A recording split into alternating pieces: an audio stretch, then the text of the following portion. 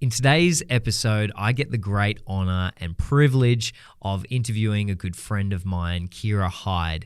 She is the owner and founder of the KH Studio, a wonderful boutique brand design and marketing agency based here in Bendigo, servicing clients across Australia and the world. She is honestly a remarkable human and runs a remarkable business. But you're going to get a lot of value out of this episode. I know I did. You'll hear not only her backstory and what makes KH Studio great, but she drops some absolute value bombs at the end of this episode about how a marketing and design agency approaches marketing and design, how she has got set up systems to get new clients, how to move them through their buying journey, and she just gives some great, solid advice. So without further ado, here's Kira.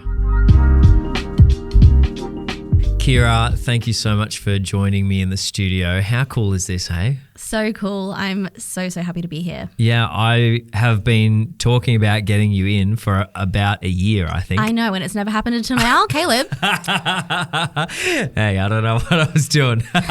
But I'm so excited that we are talking now because we're coming off the back of some pretty cool accolades, and I've watched your business journey from afar for a long time and close for a little time, and it's been a real joy to watch your development and the growth and development of the business, of the KH Studio. And so I'm really excited to be diving in now and unpacking what it looks like and your story. This is going to be fun. That's awesome. Yeah, it is. So tell me, let's start with the KH Studio. Tell me, what does it look like now? What are the services you deliver? What's the value that you deliver to customers? Yeah, great. So essentially we're a boutique marketing studio, but we're a lot more than that. We work with so many different clients across all different industries, and we essentially offer them like bold digital solutions. But everything we do is based on branding and strategy. So we're kind of like the creative and the tech partners at the same time. So it's a good balance. Yeah, so you're integrated in that way. Yeah. Tell me a little bit about the types of clients and businesses that you serve and geographically. Yeah, so our business, we're really fortunate that I started this business online. So a lot of our clients, are kind of all over, not just Australia, but we've got clients in the US as well as the UK. And, so we're really lucky in that respect. But our clients these days are primarily made up of a lot of Bendigo businesses or a lot of regional businesses here in Victoria. But we do have pockets like up across the East Coast, Brisbane, Sydney, all of those kind of areas. And a lot of our businesses that we work with are probably professional services. There's not-for-profits, there's financial services, there's lawyers. But then we do a lot of, we do some retail. We love hospitality. Anything where we get to be really creative and innovative. But then, we love the balance of the professional services as well, because we get to take concepts and ideas from different industries and bring them across the board. So everything's always new and fresh, and yeah, it's good fun. Yeah, I love that. I love the breadth of your client base and the tenure of some of your clients and the breadth of different industries and businesses that you work with. It really goes to show the unique value that you provide. So let's just paint the picture for someone who doesn't really understand the marketing space or the digital space or the agencies or anything like that, and branding.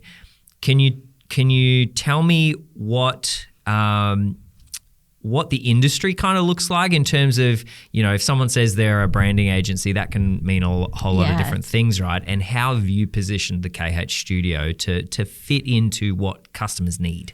Totally, 100%. So when we first started, we were primarily brand websites, but it was really much based in that design kind of side of things. Whereas nowadays, we work a lot in the marketing space. A lot of the websites we do are high level development kind of websites. So I guess the work that we do nowadays, it's so much more vast than just like one little branding project. Yeah. What we do is kind of an ecosystem, and it's kind of a large trajectory. So we'll start with the branding or the strategy, and then we'll move on to the websites, and then we'll move on to some marketing strategy, whether it's SEO or whether it's Google Ads.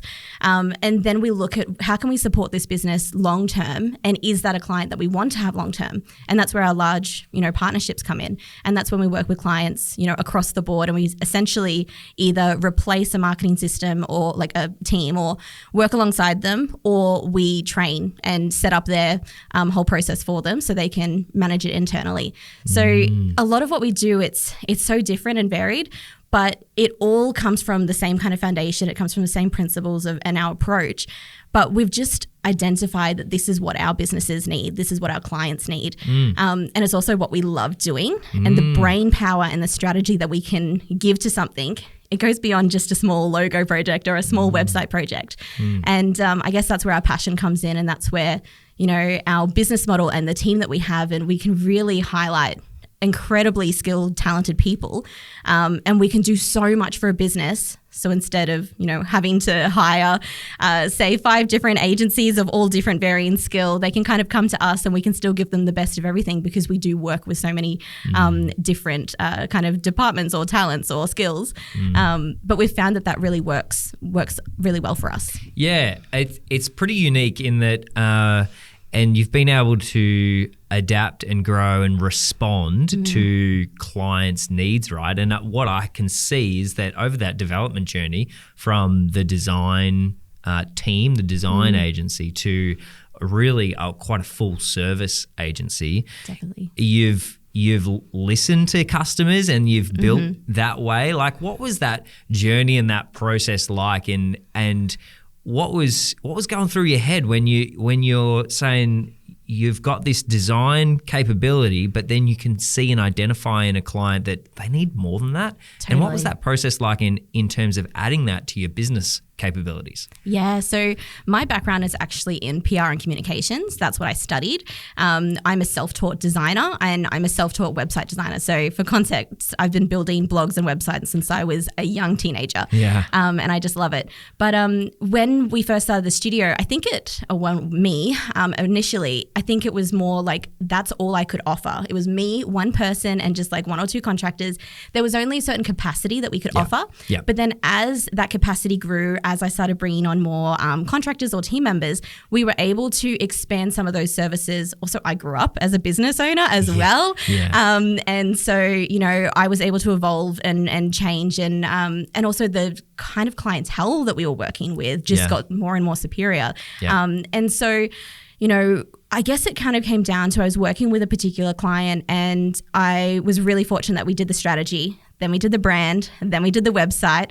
And then I said to them, I was like, okay, what's next for you? And they're like, I need marketing. I'm like, okay, I can give you a little bit of support here. And I knew I could give her a lot, but it wasn't what we were offering at the time. And so I referred her to someone else, and, whatever happened. And, she ended up working with a couple different agencies. She worked with a big one, she worked with a small one, and she just kept coming back to me and saying, oh, no one's as great as you. Like, why can't you just do this for me? And I'm like, I don't have capacity. I'm sorry. Yeah. And it's just not what we offer. It's not my business. Yeah. It's not the business I've created. Yeah. But then that one conversation turned into 3, then it turned into 6. And then we were suddenly like, okay.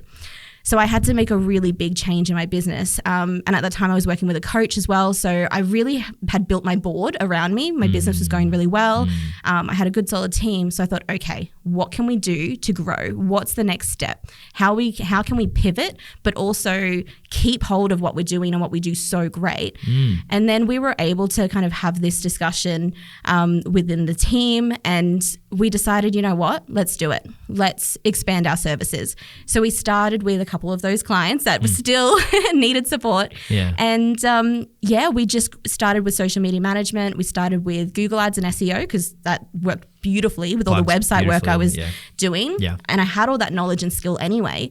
And so I just started making some strategic hires within those, getting some really great contractors on board to see if we could test the market, see if the clients responded well, see if our business could actually manage it, and see if it was the right fit for our team. through a lot of learnings, we were able to get to a really great point where we really built up that studio, that marketing studio portion of our business, and kind of maintain it. And it was just through listening to the client's needs, what they were after.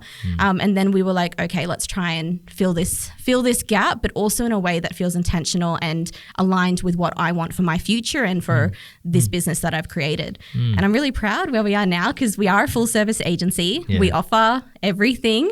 We've got videography support. We've got photographers on hand. So we can really do kind of everything now, but still selective and boutique and still based on that strategy. So we won't just work with anyone. We're very, very picky with who we work with because we want to offer them the best of what we can do. Yeah. And so I think that's kind of our point of difference now. We're competing against these agencies that are huge. They've got, hundreds of staff. They've got heaps of remote workers. Yeah. But a lot of the work that they're doing, they may get results, but sometimes the experience may not be there. Yeah. Or some of the smaller studios may not be able to give the results because they don't have the capacity and the capability. Yep. So we've kind of found this bit of a niche, not just here in the market that we serve here in Bendigo, but, we've got, incredible clients across so many different industries that we now serve in kind of our favorite way. I love that. And everything we do, we're really fortunate. We genuinely love it all. I love that. Paint a picture. I don't want to put you in a weird spot to pick favorites, but could you share a couple of your star clients? I want to say favorite clients. Your star clients that kind of paint the breadth of different industries that you serve. Yeah. This is a tough one because so we've got like Stratagem, which is a financial services firm here in Bendigo, and we have been lucky enough to be working with them for, I want to say, nearly 5 years. Yeah. We've got a great relationship with them. We've done everything from brands, websites, marketing, ongoing support. Like, it's the kind of the perfect, client for us. But at the same time, we're working with the Stratagems of the world, but then we'll also work with, say, Lifeline, Lot and Malley. And, we're able to support their team, and that's, and they're doing incredible work, like the power and impact that they make, and then the words that we've written and the story that we've created and the narrative on their website that we've been able to, translate for them. And then we've got, say, Sandhurst Plastic Surgery. And so we're working with, health in that way, or Bendigo Radiology. Oh, they've been so amazing to work with. And so we get to work with so many different industries, so many different color palettes, so many different fonts and just different audiences that we have to try and understand and unpack and relate to. Yeah. And it's just so amazing that we can do that. But because we're able to work with some of those larger clients, we're able to also serve some of our smaller clients. So, we're very passionate. Alyssa, my business partner, we're very passionate about the hospitality industry. Yeah. And so, we work with breweries, we work with different not-for-profits, Bendigo Beer, Bendigo on the Hop. We're able to work in those spaces too and afford to do that because we've got these incredible, beautiful relationships with these, amazing companies. And we do great work. And our business has grown to a point that we're able to still service the small guys and the smaller businesses that, keep the passion coming. That can be really challenging to balance because you sometimes, if you don't have the right capacity, then your larger clients will just suck all of your capacity up, and that's great. But then you really want to be able to give and be generous and be and also just have a really neat and tidy offering that actually is a win-win and fits really well with smaller clients. So it's a pretty great balance that you've struck, that you're able to actually have the right team and the right business structure to be able to service both kind of sides of small business, which is, that's pretty cool.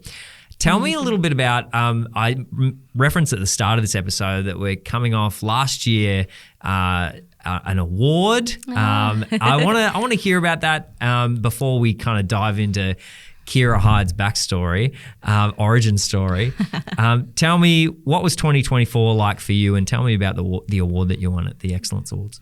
Yeah, well, 2024 was our best year in business to date, and we're really proud of that for so many different reasons. We just found the sweet spot with our team.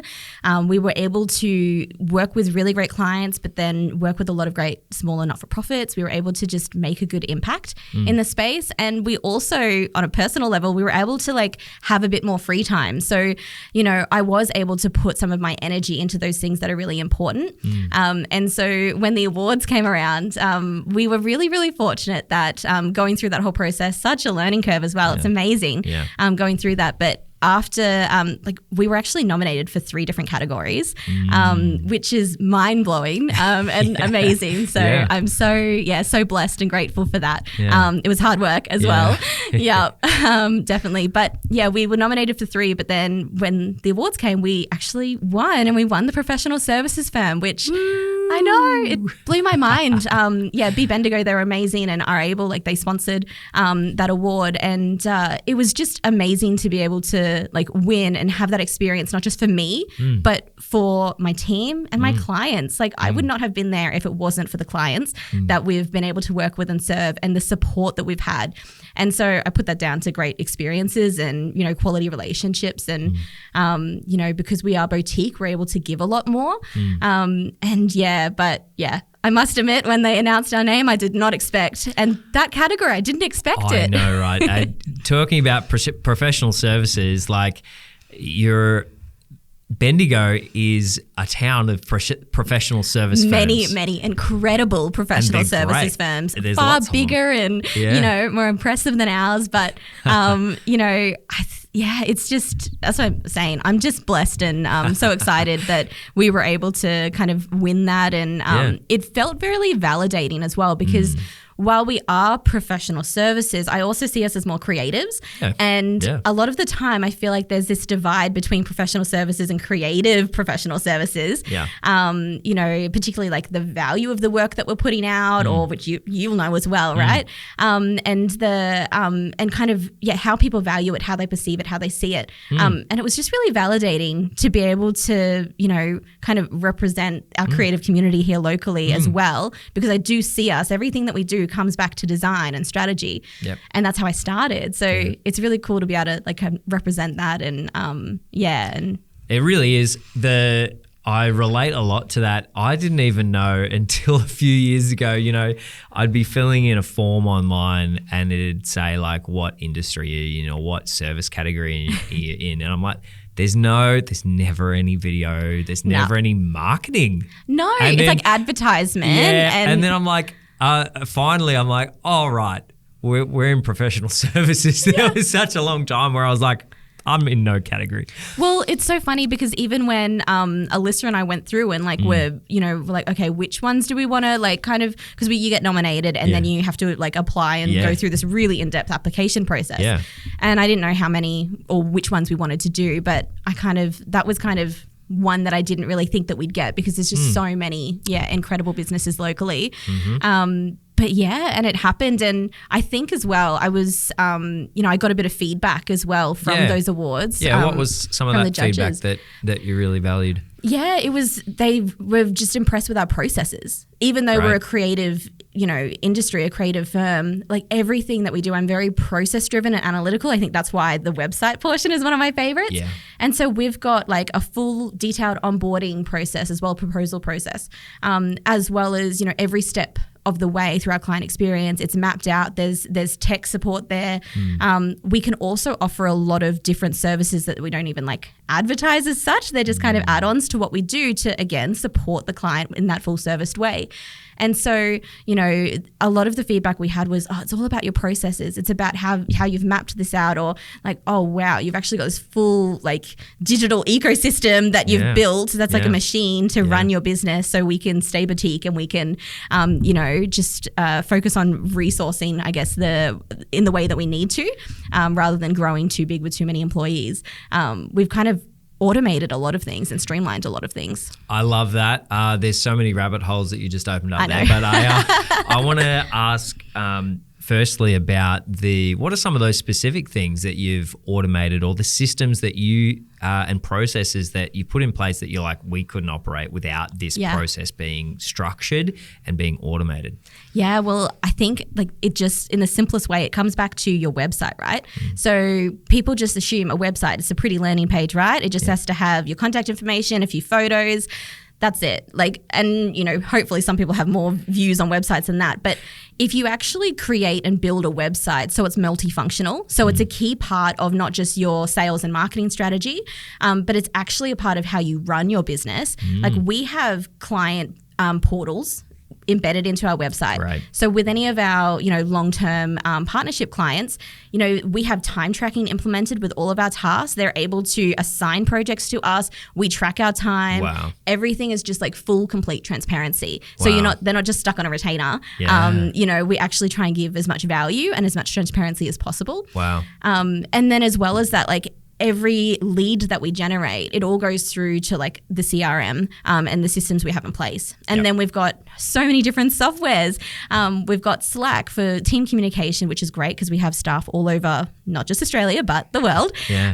And so, we're able to just kind of bridge this gap in the digital space. And it's all through these systems. And it's one of my favorite things about what we do with clients too. Yeah, I love that client portal element, because that's something that I've identified as a great potential, but I've never gone down that track. And it seems like you've integrated it in the most valuable and effective way, right? Is that it's central to communication, and a lot of the things that you've implemented, they, especially on the proposal side or on the ongoing client side and the communication, it helps the client experience. Totally. Like, it makes it easy for them to communicate with you. It makes it easy for them to deal with you. Totally. And you're just taking out a lot of headaches there, right? That traditionally were barriers to engagement. 100%. You're solving problems. Yeah. You're preempting a problem and solving it before it comes. Yeah. Like, every client we work with, we all know this, we learn new things, right? Yeah. And then, not that things break sometimes, but like, you might think, oh, this process,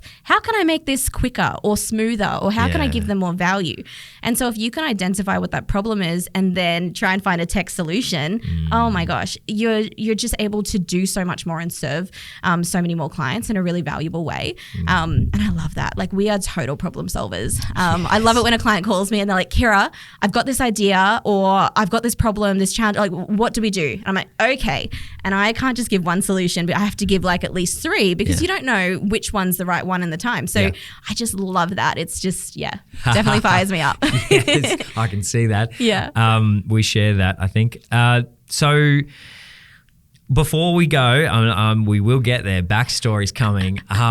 What is the unique elements of how you've structured your team, and then we're going to go like, how did we get there, right? Yeah. All right. So our team, even though we're a full service studio, we act and run as a traditional kind of marketing, studio as such. But the way that our business model works is probably a little bit different to most professional services. And there's been some learnings to get here. But essentially, and we're really, really proud of how we do things now. But essentially, we know our clients need high quality one-on-one support, and they need to know that myself, Alyssa, and the key team members are there and available to them. Yep.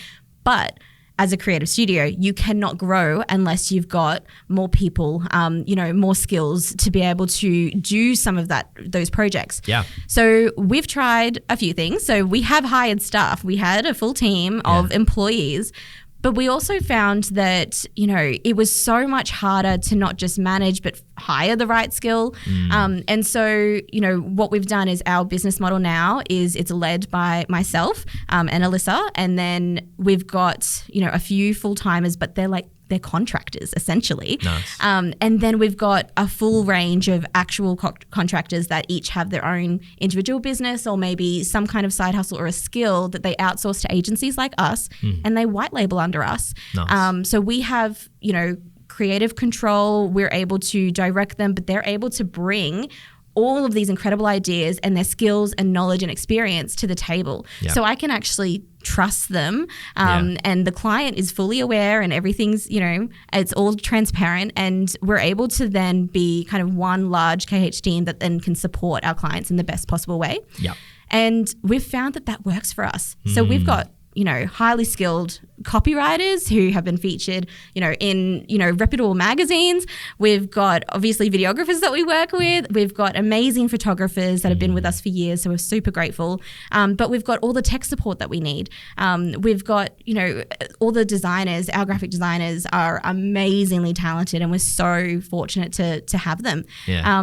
But everything is completely systemized, completely set up in a secure way. We've got the dream team that we want, but we don't have the limitations that sometimes, I'm going to say it, sometimes hiring employees can give you. And I will say this does not suit every business, but because we're creatives, like to find the right creative with the right brain and the right mind, you can't just they don't just apply for jobs.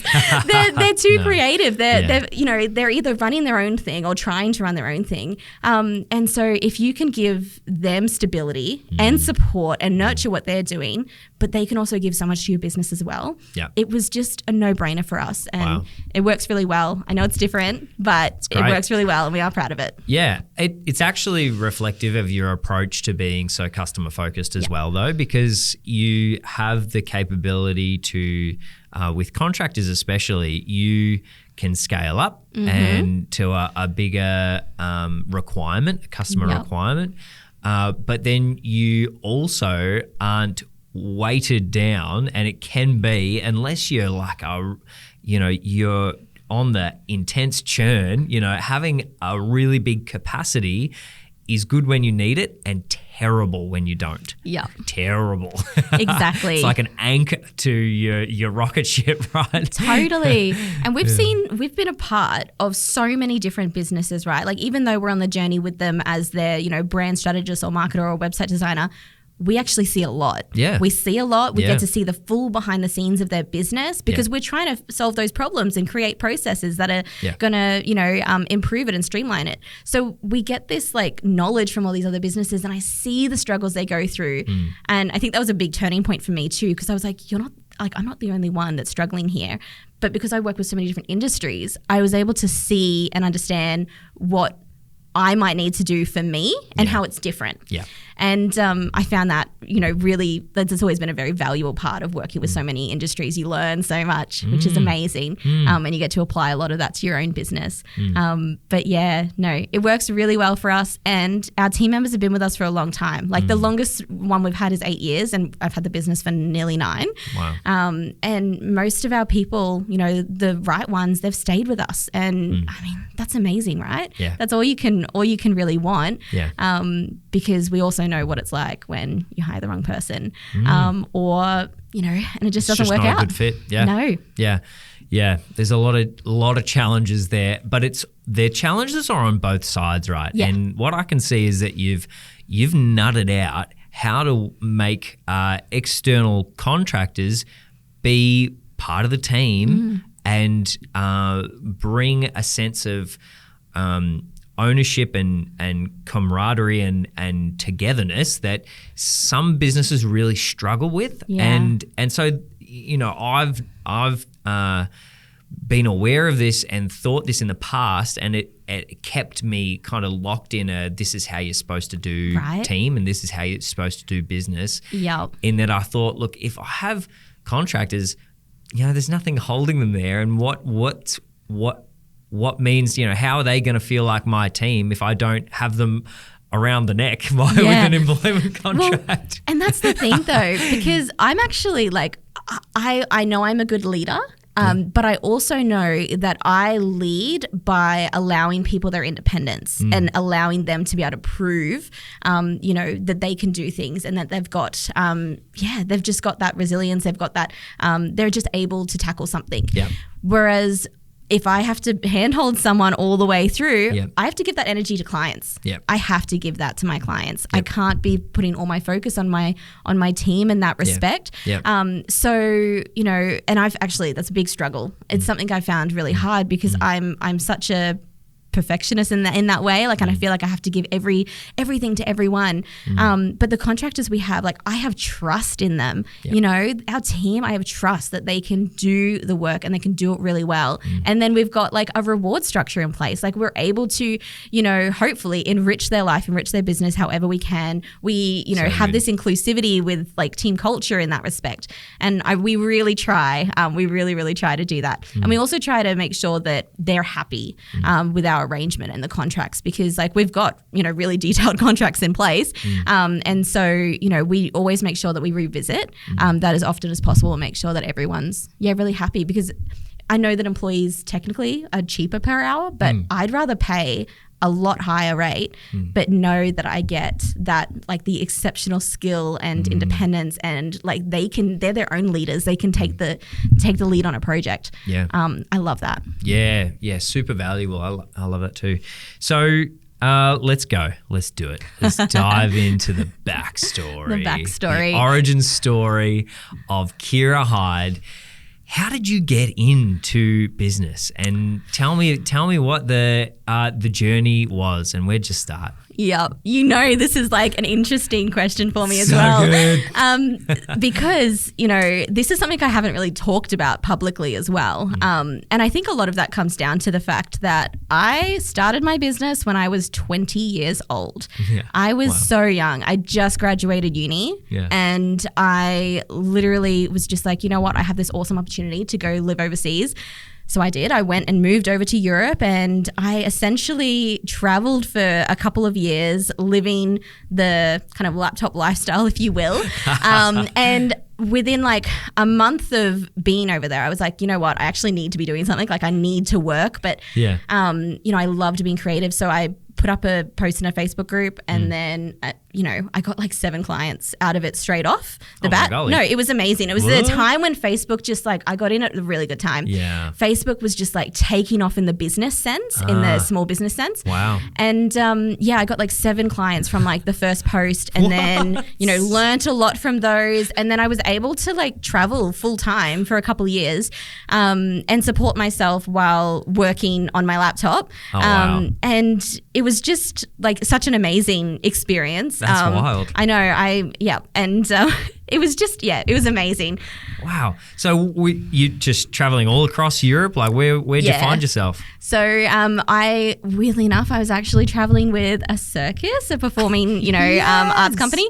And I was doing a little bit of marketing work, a little bit of admin, and that's kind of what I was doing when I got there. And that's when I got really bored and started, you know, promoting myself online. And so through that, I was able to travel all over Europe. I lived in England for a long time, but I traveled pretty much every town in England. Every week we were moving somewhere new, and I lived in Germany as well. And from there I was able to travel, you know, tour different places in Europe. Morocco was amazing. Like, I did heaps of things. And the cool thing was I actually met clients along the way. So it was amazing. Like, my whole early years, and I have a testimonial from a client from back in the day, and she's like, and it literally said, the work that Kira did with this logo, and I just knew that she had seen the Scottish Highlands, and she had, and I'm Scottish, but she lives in Australia, and she's like, I just knew she had taken this inspiration from it, and I totally did. Like, I was so inspired by everything, and I was working with these clients that were just so universal, like, and it was really fun as a young person. Like, remember, I was 20, like, you're so young, right? Is that not every child or teenager's dream, is to I'm just going to go live somewhere completely different? And we glossed over it, but please, the circus. I love that. What did you learn, and what was life like working and traveling with a circus? It was amazing, the multicultural aspect of it. Like, that was my favorite part. Like, you just meet so many incredible people. This beautiful Bulgarian woman taught me how to make these stuffed peppers, and a Portuguese woman told me how to make the pancakes. And you were just like, because we were all traveling together as well. And you know, I was living in a caravan. Like, I was traveling, and it was such an amazing, wild experience. I did learn so much. And even the performing side of things, I never did any of that. I'm definitely a behind the scenes gal.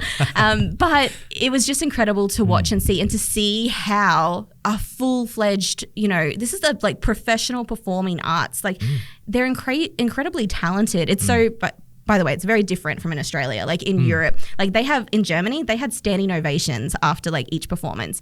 It's crazy. You could have, beautiful big dinners and 3-course meals while, at a circus. It was, wow, really? Yeah, no, it was totally different than Australia. So, Australia's amazing too, but it was just a really interesting experience. And I did that for a couple of years and managed to save a lot of money as well. Nice. And then I moved back to Bendigo and I just started building my business. I already had like a couple contractors that would just do it a few hours here and there. Yeah. But when I moved back here, I was like, nope, I'm going to do this. I'm going to take this seriously. And I'm going to hire some people and it all kind of started there. So what was the jump from kind of solo operator with some support to I'm running a business and I've developed my own brand around it, because the KH studio is still your initials, right? It is. And but you've grown from just you to this whole machine, beautifully designed machine that serves clients incredibly well. Tell me about that transition and the key moments along that journey that you had to shift mindset, or you had to add some personal development skills, professional skills.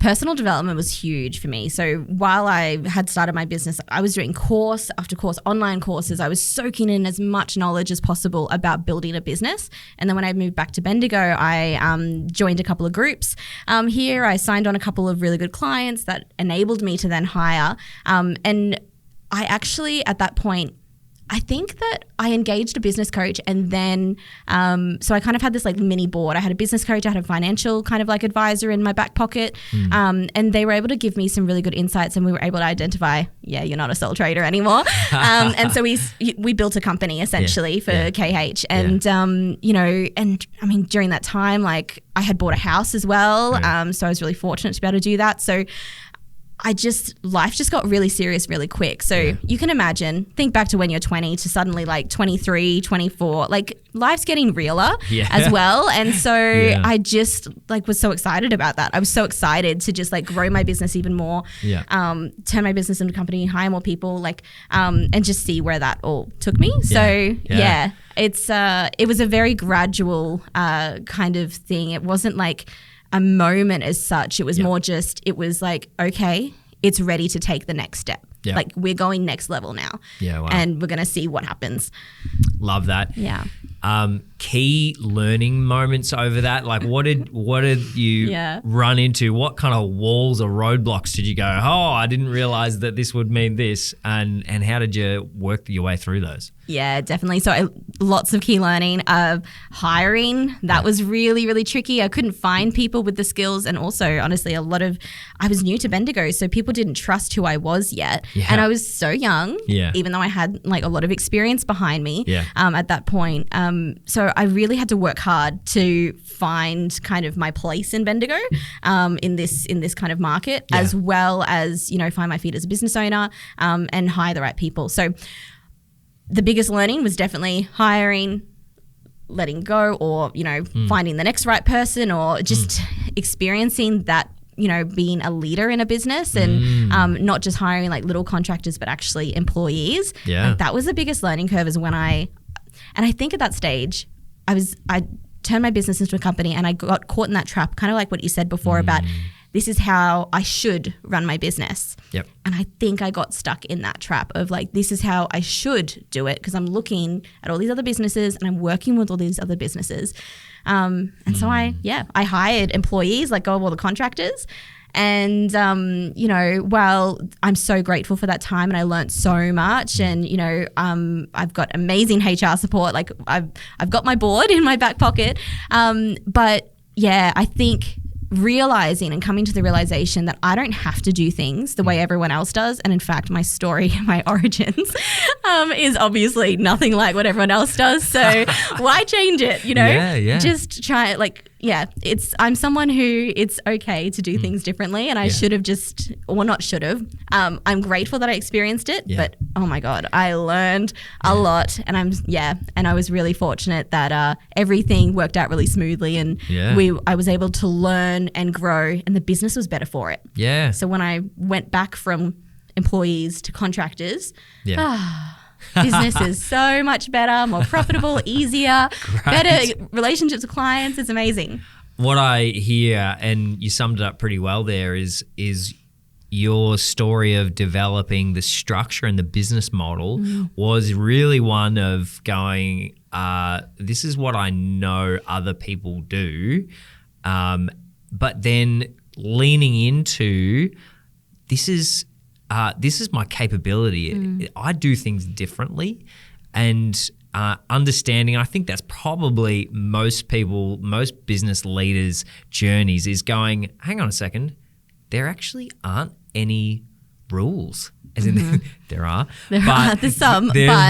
But in terms of how you run a business and how you approach it, there's no like one size fits all. This is how you must do X, Y, and Z. Yeah. It's much. You will be far more successful if you bring your own genuine perspective to something and go, well, what's the outcome I want to achieve, and what are the ingredients to put together to make that happen, and actually just fitting together, like and constructing that outcome, not based on what you think other people think you should do or what you've seen someone else do, but just thinking, well, what have I got at my disposal, and how do we going to make that happen? And let's just do it. Yeah. Just do it. I'm interested in your board. This concept of having a board is not a common one either. It's actually quite a high level concept for the scale, and especially when you were starting, to have that concept of I need advisors that can fill gaps that I'm not naturally a genius at. Totally. Tell me, was that just something that you thought, man, that's something I should do? Or like what?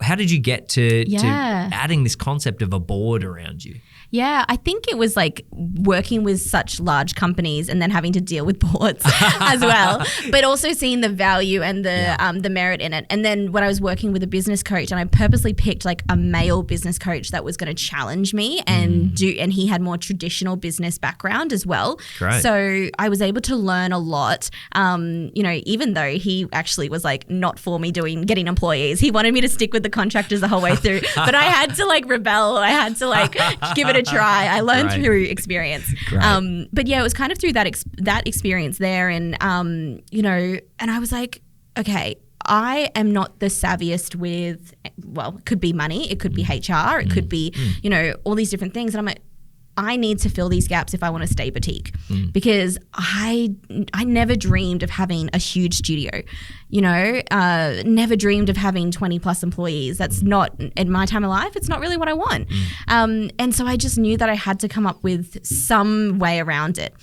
And also through learnings as well, because maybe you hire a bookkeeper, or maybe you hire an accountant, or and sometimes it's not the right person. Yep. And then you get stuck because, so I think having this like board of advisors, and all of them know about each other. Yeah. They all know they're part of my imaginary board. And, I go to them and I get advice, and I actually like get advice, but also compare some of the other things that I'm doing, because everything kind of crosses over too. Yep. So suddenly you've got a bookkeeper you trust, you have a financial advisor you trust, you've got an accountant you trust, you have an HR person you trust, then you've got some kind of coach, and then you've got someone who can help you with all of that you totally trust. And you've got all these people, they know they're a part of your business because transparency is key. And and then you've got this like team of people behind you that literally just want your success, genuinely want you to succeed. And you've got to find those people, and it does take time, and that's a learning in itself. That's so good. But once you find it, it's so that's why I always call it like find your board, because if you can find that for yourself, like they can't tell me what to do, like they can only advise, and or if I have an idea, they can say, what about this? Or, they can come up with some strategies that work for me and work for our business. But it's just so valuable having them. And, it's really lonely as well as a business owner sometimes. If you don't have people to share ideas, then it's easier to make mistakes. Yeah. It's easier to, kind of go down the wrong path if you're, get a bit sideways. Yeah, very easy. You mentioned, finding your board. That is such a wonderful principle and encouragement for someone, anyone in business, even if you're a mid-level manager, or even if you have aspirations of, career trajectory, finding mentors and people that can speak 100%. into what your goals are and help you get to those goals, essential. Totally. What's the conversation you have with someone? Like, think back to some of these people, key people, and when you're saying, hey, I don't just need you to do, this little piece of work for me, but can you be part of my board? Is that like a conversation that you have with them, or what? Well, kind of. Like, I don't say, can you be a part of my board? I'm like, if I'm going to hire you, these are things I've experienced in the past that I don't want to experience again. Yep. Or these are challenges I have, and I know that I'm not very good at this particular thing. So I'm going to need you to fill that gap, but I need to trust that you can do it well. Great. And so it's just being really radically honest with them. And I mean, my clients, they come to me and they say the same things, right? Like, I expect that from them too, so I can give them exactly what they want. Yeah. And so, you just kind of have this open, honest conversation with them, because why hire someone if you're not going to be honest with them? Yeah. And also, like, you need to build a relationship with them so you're actually getting what you need out of it. Yep. You can't just hire someone and just leave them to do their job and trust that they'll do it. Yeah. I mean, some people can, but I can't do that. That's not my. I need not to. Your jam. Yeah, I mean, I can 100% trust that they'll do it, but as long as I understand the process and there's a bit of education. Yeah. So for all of them, I've pretty much said, hey, for this first year of working together, I'd love some education. I would love, a bit of extra time. Maybe, when it comes to BAS and tax and those things, like, can we do this earlier than usual? I want to be on top of it. And it's just kind of saying, this is what I want for the first year. Charge me a little bit more if you want, because I know I might be a bit of a pain. But let's do that for the first year. Great. And so that's something that I have, like, kind of done in the past. That's and so good. It sets a precedent. Yeah. But I've got that way through learnings too. Yeah. Yeah. That's so good.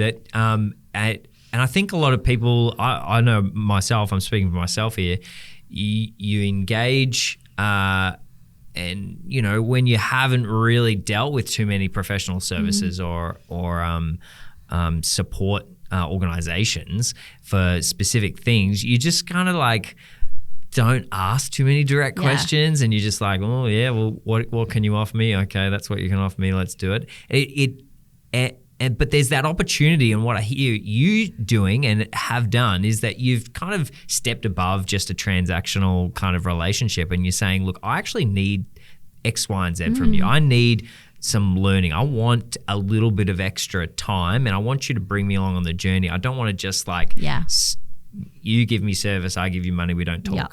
Like, I need someone that's going to help me get to where I want to go, and these are the areas that I need help in. And that is such a more empowering conversation for that business that you're engaging on, that individual, that expert, because then that you've stepped yourself out of just a regular customer for them. You're just like, oh, cool. Yeah.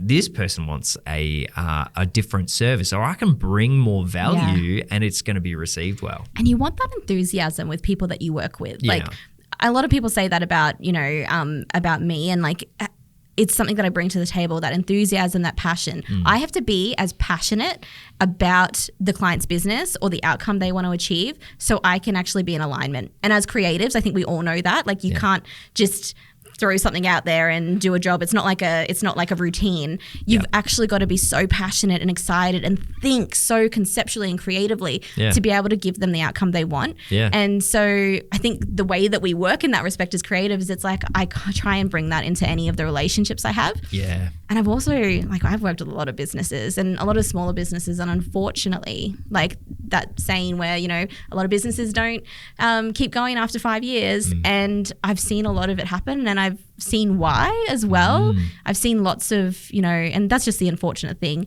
But business owners who like, from what I've perceived, they have this like innate curiosity. Like they've got this curiosity. They have this like little rebellion streak. Like they need to know the answers. Like the ones that succeed, the people that I talk to all the time that I admire, and they might be a client, but I kind of feel like they're a mentor in a way. Like I'm like, you've got this curiosity. You have this like this drive, this, you know, how can I unpack that in my brain? And how can I understand it? And how can I like, they just have that.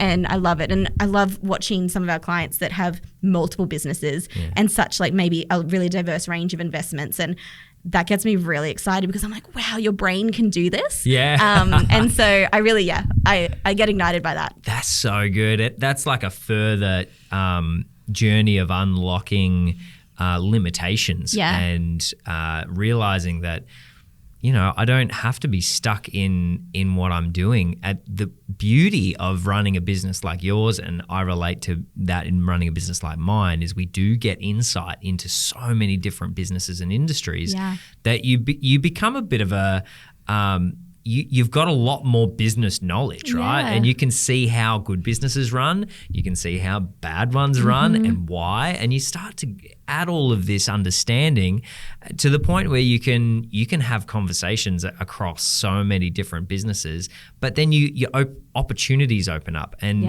I have no doubt that in the next little bit, you're probably on a similar trajectory to me, in that there's this desire starts to awaken of going, well, what if I could buy another business? What if I could, because I know the value I bring to business. So how can we connect the dots here in a bit of a bigger picture, strategic way? That's super cool. I don't know if that is your journey, but I'm just I am all over that. I've been telling everyone I love the idea of this boring business concept. And it's not a boring business. It's just a business that isn't like your main passion, but you know that it's something that you can strategically do. It can make some good money. It can kind of work on the side of something. Like I love the idea of that. And I see so many people, you know, particularly like in regional Vic, that they're just, you know, when you're not in the city as well, like in regional Vic, people diversify more. I feel like in the respect that they're not afraid to have a smaller, you know, boring business, which is not, but a smaller business, knowing that it's going to generate some really good profits, and they might have a couple of them that are just easy to run. So I love that idea. Yeah, we'll talk off air about that. Now I want to draw on your expertise a little bit here, right? So and link it back to what you've done in your business. Marketing for a marketing business, or marketing for a brand and design agency and marketing agency, what are some of the marketing elements, and how do you approach marketing that in a way that's helped you grow into what you've been able to achieve? So I think that when I think about marketing for our business, I think one thing, and it's we have to walk the talk. So if I'm selling a service to someone, I sure as hell better be also doing that service for myself. And sometimes you fall off the wayside with social media, or maybe I'm like, I really didn't get that Christmas newsletter out like I wanted to, or, you know, but at the end of the day, you need to be like walking the talk. So when I approach our marketing, I think, all right, what are the the services that we offer? And, you know, can I make sure that I'm at least running them all of them, or doing them, or have implemented them in some way? So I'll never ever like sell anything that we don't personally use, even though it may have been tried and tested with another client. Like I want to make sure that we've done it as well, so I can say confidently to them, hey, it's worked with these 10 clients, but it's also worked with my business, and I'm a business owner first and foremost. So anything from all of the onboarding pages we have in the back end of our website, the client portal, like all these things we pitch to clients, and we talk them through it, and we systemize their business. But I make sure that we walk the talk. I love that. A couple of the things that I have been privy to, you know, you've done really well in generating like lead magnets and things that provide value as a way to attract new good fit I love clients. A lead magnet. Tell me a little bit about that. Like explain lead magnet to those who have no idea what you're talking about. So a lead magnet is something that for free that you offer that's of high value, and it's easily consumed within like 15 minutes or less. It has to make an impact, and ideally it either solves an immediate problem they have, or it solves a problem but then sets up the, a greater desire or a problem for the service that you ideally want to sell them down the track. So I see a lead magnet at the beginning of your sales funnel. Yep. And then from there you might have like, an upfront offer, low cost kind of thing. You might have a flagship offer, which is your main bread and butter. And then you'll have like your signature offer, which is, the wow of what you offer. That doesn't necessarily work for every business, but particularly professional services and things like that, it's nice to have a process like that. But lead magnets are your discovery call, your inquiry form. Yep. Could be an ebook. It could be a quiz. It could be a mini course or a mini series that gets delivered by email. Could be a video series. Yeah. Love it. I love that you gave those examples too. What are some of the lead magnets that you introduced early on that worked really well for you? Yeah, definitely. So I started traditionally with lead magnets that were more PDF and ebook type. Yeah. So I had like a brand guidelines one because I saw so many, small businesses not knowing how to use like stick to 2 to 4 colors, not 10, stick to these fonts. So I had something like that. I also had the quiz that we've implemented in the last 4 years, I think. We still have it. And it's a brand audit. It's a do-it-yourself brand audit. Great. From that audit, you then get sent to 5 different areas to my website, and each of them is a page with jam-packed full of value, resources, all free stuff. And then, you've actually got a checklist as well that can help you, tackle that area of your business. And the idea is that after tackling that area, you've fixed it, and then you can move on to the brand audit again and take it for another area of your business that you're struggling with. So that's good. my most successful. That's a really good one. But also discovery calls. Like lead magnets can be simple. But if you put a video on your discovery call page, if you make it look really beautiful and designed, like they just work really well. So I love lead magnets. Come on. That's so good. We've implemented a few, and I can speak to the fact that it can be quite a low cost. It's drawing on your skills and your expertise in a way that delivers value before you've asked for any financial commitment. Of course. That builds trust. 100%. Builds understanding. But also with your brand audit one, no doubt that has been so successful because, they get into that. They understand the depth and breadth of what's required. And then they go, I've done a little bit. This is good. Kira knows what she's talking about. I need to get you to do the rest because it's just crazy. There's lots of work here. That's definitely the aim. Yeah. I'm being honest, 100%. Yeah. But it's also about like solving little issues too. Because I wish I could just serve everyone. I wish I could answer every phone call. I wish I could, have strategy sessions. But the reality is you just can't. You've got a capacity. And so I see, particularly if you're a bigger business and maybe you really know who your target audience is, right? But say you're a business of like 50 plus employees, you're a large company, you need to be thinking, 20, 30, 40 years into the future of keeping this business alive. Yeah. Having lead magnets that serve people at the super early part of their journey, even though they're not your ideal client until they're like 10, 15 years older, having lead magnets that serve them and nurture them on a mailing list and a waiting list. Wow. Does that, gives them value, gives them that, and they know that one day they're going to come to you and hire you for your services. So it's really good for That's huge. nurturing audiences, as well as supporting existing clients too. So if you're someone like kind of our services, you do a big project sometimes and you don't hear from them for a while. Yeah. So it's really good to have something else that you can give them. Like lead magnets are also for nurturing funnels for your existing clients, even though they're not a lead anymore. Love that. Increasing the lifetime value of that client, making sure that you're continuing to keep in touch, stay front of mind. Yeah. So good. Yes.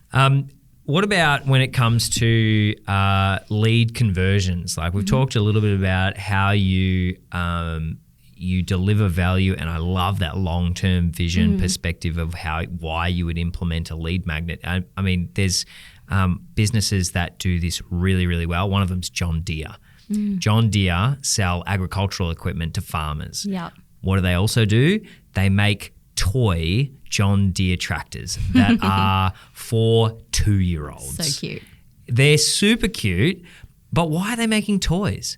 Exactly. They're making toys because they're planting the seeds and they're planning 40, 50, 100 years in the future. Exactly. You know, specifically probably around the 20 to 40 range. And they're going, if we can be with a child in their playtime, and that a small percentage of those decide to become farmers or in the agricultural industry. That's our customer base. Exactly. Just 20 years earlier. Totally. The smartest business move. Seriously. Like if you've got a business and you can do that, oh my gosh. Phenomenal. Game changer. Yeah.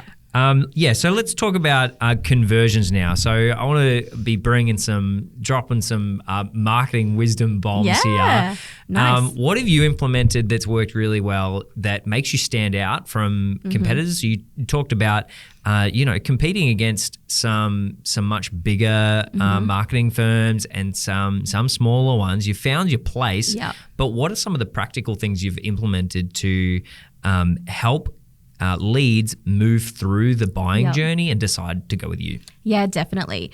So I think first off, it's about understanding what your audience needs and what your ideal client is looking for, and then make sure that you're creating or adding things into your funnel that kind of tick those boxes. So for instance, I know that my clients want to work directly with me. You know, they want to have that personal touch. So we've got beautifully filmed videos that is me literally explaining kind of every step of the process, from initial virtual discovery call to then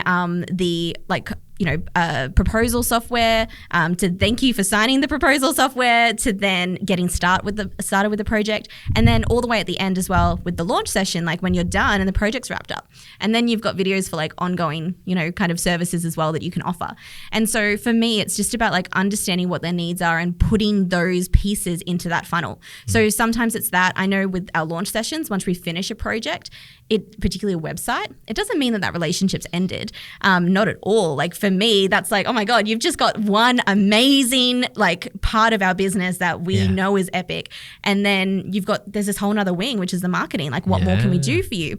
So we have like a launch PDF, which is a whole launch guide and checklist of all these things that they can do themselves and literally implement immediately. They can give it to their marketing team. They can do it themselves. Or they can hire us if they want help and support, or we can train them. So it's just kind of putting those things in the process. And obviously as well, when you send a proposal, do the regular things, follow up. But honestly, like our conversion rates, like for me as a business, like our conversion rates are pretty high. So if a client doesn't want to work with us, or a potential client doesn't want to work with us, there's usually a reason, and it's usually lack of alignment or budget. But usually we can, work around that too. But it's usually for the best, So totally. I just kind of know who I want to work with throughout that process anyway. You don't want every client. No, definitely not. And, when we're talking conversion rates, I stumbled into a really weird season of business, a really weird year actually.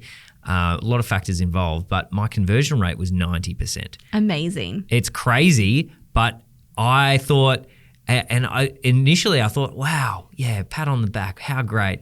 But then a little way down the track, I learned a bit more about conversion rates and realized that there's actually something wrong there.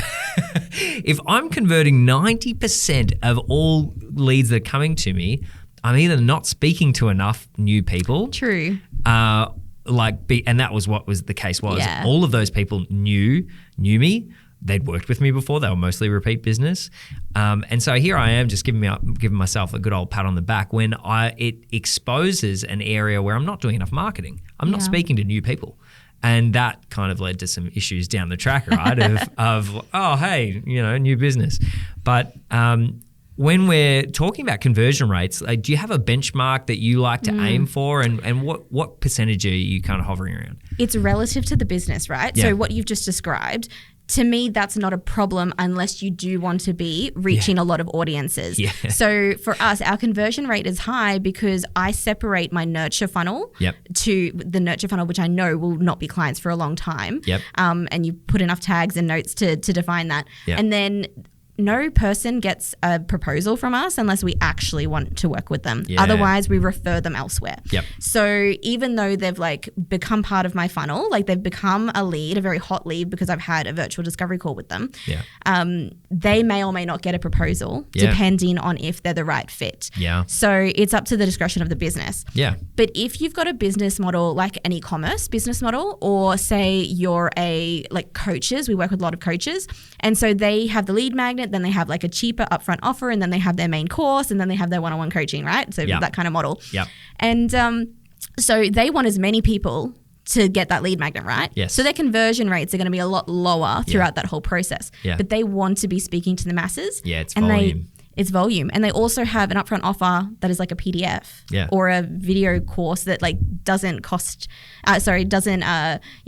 they don't have to do any physical work because it's all done. Yeah. And then their flagship offer might be like a 6-week kind of program, but again, they don't have to do anything. Yeah. So it's kind of like bread and butter money. Yeah. So when you've got those type of services, that conversion rate can be a lot lower, like 20, 25%. Like that's fine. That's great. Yeah, exactly. But it depends on your business model and what you're looking for. That's good. So it's all like every campaign. We have so many clients that don't understand this. Like when you run a Facebook ad, you have one goal. Every campaign have one goal and then work towards that. Yeah. You can have like sub goals that are inevitable from that campaign. Yes. But you have to measure, like have one key form of measurement so you can do it properly. Because if you're aiming for 2 things at once, your campaign is split in half. You're not doing the right campaign for yourself. You might just go straight down the middle and miss both of them. Exactly. But if you focus on the one thing at the end, then your conversion rate is going to be a lot higher.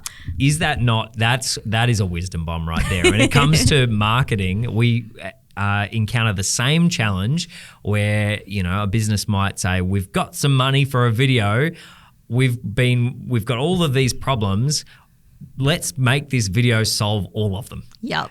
And you get, it's like you get a bunch of colors, and you add too many colors to a canvas, and it's going to turn out brown. It's going to turn out poo brown. Totally. And that's what adding too many goals to a marketing campaign or a video is going to do. It's going to turn out like something you don't want it to turn out like. Exactly. No, and a lot of them they don't understand this or realize it, or you've achieved the goal and then they're sad because another goal that wasn't part of the plan, they didn't achieve. It's like, okay, that's why it's really good to have multiple lead magnets and multiple sales funnels running at once. Yep. So every business, depends on if it's like, so coaching, small business, depends on your size, right? Yep. So they'll probably have like 1, maybe 2 outcomes they want to achieve, like 2 services. Whereas a business like mine or a professional services firm, like you've got like 8 different services. You have so many different ways for someone to work with you. Yeah. So if you're going to be advertising all 8 of them, hopefully you advertise like 2 of them and then you can upsell to the other things. Yep. But if you're going to advertise all 8 of them, then you need an individual sales funnel for every single one. Yep. A lead magnet, then an email nurture funnel, some kind of cheap little product they can purchase, and then like the signature thing that you offer. Love that. So you should have lots working at once. Yeah, that's so cool. That's the aim, at least, anyway. Yeah, that's so true. This has been an amazing episode. Like we're kind of, I just had to check my watch. How long have we been going? Because I just get lost in conversation with you, Kira. Is there, at this kind of stage of each episode, I kind of ask for, what are some of the really the nuggets of gold that you've collected over your business journey that you've been like, well, if I didn't implement that, or if I didn't learn that, then goodness knows where I'd be. We've probably spoken about a bunch of them, but do you want to just do a little summary of like, if you were going to say what has contributed the most to your success in growing your business, what would some of those, even if they're just, philosophies or approaches or the ways you think about business, what would you? Yeah, so many things are running through my brain, but the one that's like popping up is consistency. Tell me more. And I know that's a weird one because obviously as a business you need to evolve and ever change, and you constantly are. But you need to have like consistency, and I'm going to say alignment. So if you've got alignment and you know what your vision is, your mission is, you know who your audience is, then don't go and change your brand 20 times over or your products 20 times over. Yeah. You're just setting yourself up to fail. Yeah. And I understand that passion and excitement is a key part of that, and you want to be doing lots of things. But start with one, nail it, and then introduce another and keep nailing it. That's like the best thing that I think we've done over the years, because we started with just like branding, and then like into websites, and then into marketing, and then we've expanded the different marketing. Like there's heaps of services under marketing, so heaps that we can offer under there. Yeah.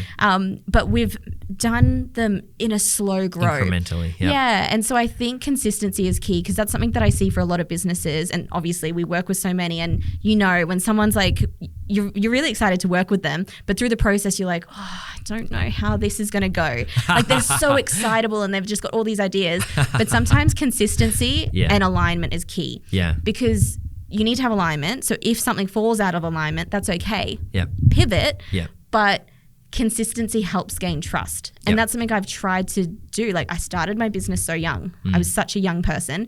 And my business has evolved. As you said, I still have the KH in the name, but we've got a really big team now, which is great. Like we've got amazing people in our team. And so for me, even though I've pivoted and I've grown, and we've adapted the brand, and we've really tried a lot to kind of highlight the people within it, we've been consistent, or I've tried to be. Yeah.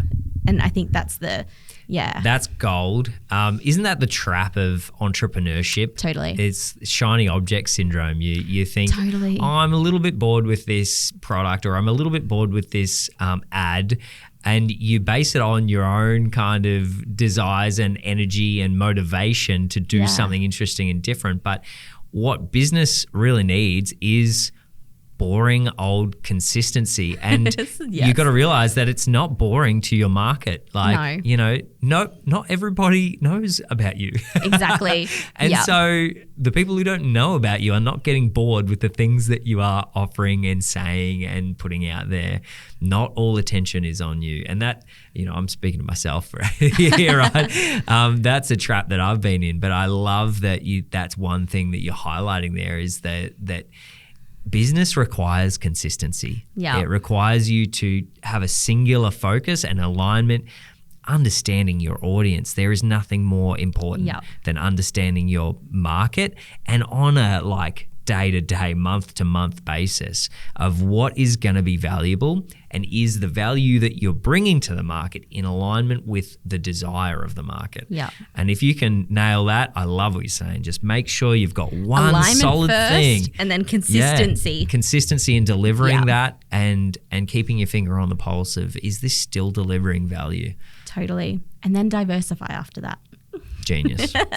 Kira, my friend, thank you so much for joining me for a on-air chat. We've had so many off-air ones. chats, definitely. But this has been so much fun, and you've really contributed a lot of value to throughout the episode to this podcast and to the listeners. So I can't wait to continue having great chats with you and follow along on your journey. Amazing. Thank you so much for having me, and anytime I get to chat with you, it's great. And really appreciate it, and I hope people got value. Well, that's it for this episode. If you really enjoyed listening, why don't you drop a comment in the comments below? Make sure you like the video and subscribe to the channel so that you get updates on when all of the next ones come out. That really helps grow this little community of people that are diving into regional business and celebrating and learning more from it. So really appreciate your support, and I can't wait to see you in the next one.